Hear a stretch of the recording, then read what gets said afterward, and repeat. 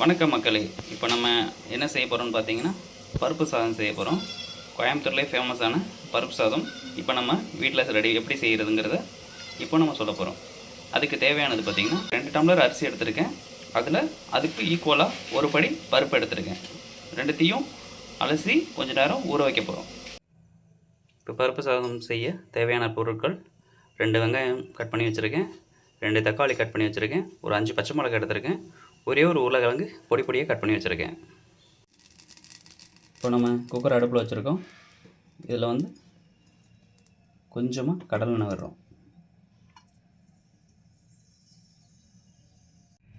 இப்போ எண்ணெய் நல்லா சூடாயிடுச்சு. இந்த டைமில் கடுகு உளுத்தம் பருப்பு சேர்க்குறோம். கடுகு நல்லா பொரிஞ்சு வந்துருச்சு. அடுத்து நம்ம இது கூட என்ன சேர்க்குறோம் அப்படின்னா, கொஞ்சமாக சீரகம் சேர்க்குறோம். இப்போ ஒரு 5 பல் பூண்டு சேர்க்குறோம். அடுத்தபடியாக நம்ம கட் பண்ணி வச்ச வெங்காயத்தை சேர்க்குறோம்.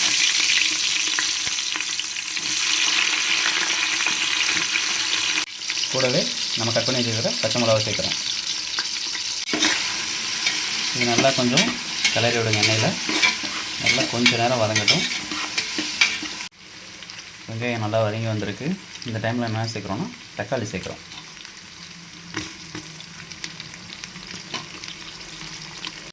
கூடவே நம்ம கட் பண்ணி வச்சுருக்க உருளைக்கிழங்கு இது கூட சேர்த்துக்கிறோம்.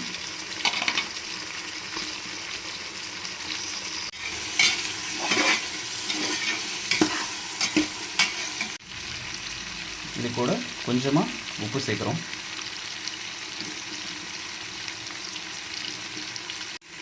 எல்லாம் நல்லா கொஞ்சம் வதங்கி வந்திருக்கு. இந்த டைமில் சாம்பார் பொடி, மிளகுத்தூள், கொஞ்சமாக மிளகாய்த்தூள் இது கூட ஆட் பண்ணுறோம்.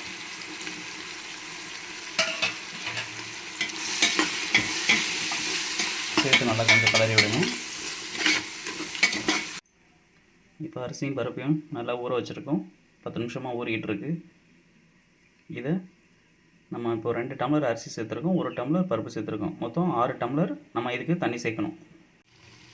இப்போ நம்ம அளந்து வச்சுருக்க தண்ணியில் 2 டம்ளர் தண்ணியை மட்டும் இது கூட ஆட் பண்ணிக்கிறோம். ஓகே, தண்ணி நல்லா சூடாகிடுச்சு. இந்த டைமில் நம்ம அரிசியும் பருப்பையும் ஊற வச்சுருந்தோம், அதை இது கூட சேர்க்குறோம்.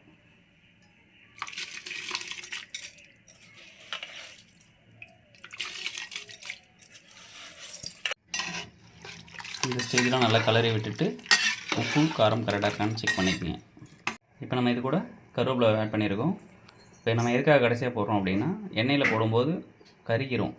ஸோ அந்த ஒரு ஃப்ளேவர் கிடைக்காது. அதனால் இதை நம்ம கடைசியாக ஆட் பண்ணி இப்போ குக்கரை மூட போகிறோம்.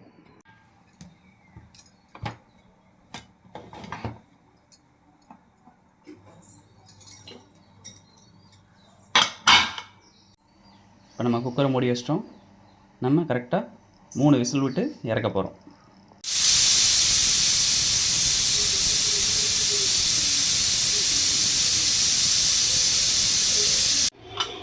ஃபைனலாக பருப்பு சாதம் ரெடி ஆகிடுச்சு. இப்போ நம்ம குக்கர் விசில் அடங்கினதுக்கப்புறம் ஓப்பன் பண்ணுறோம்.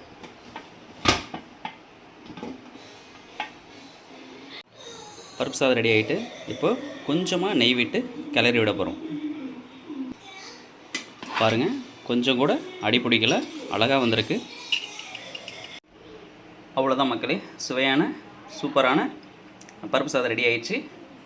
நீங்களும் ட்ரை பண்ணி பார்த்துட்டு எப்படி இருக்குன்னு கமெண்டில் சொல்லுங்கள். தேங்க்யூ.